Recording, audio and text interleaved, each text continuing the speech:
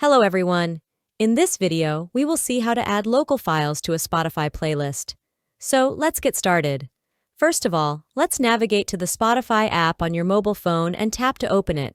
Once the app opens up, let's navigate to the library to find the local files.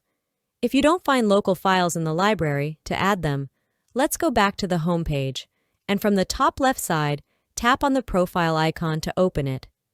A menu bar will open from the left side. Open Settings and Privacy, and then scroll to the last to find the Local Files option. Tap to open it.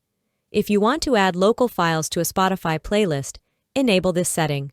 Now, let's go back to the home page. Refresh the app, and then from the bottom menu, open the library. And that's it. This is how you can add local files to a Spotify playlist. I hope this video is helpful for you.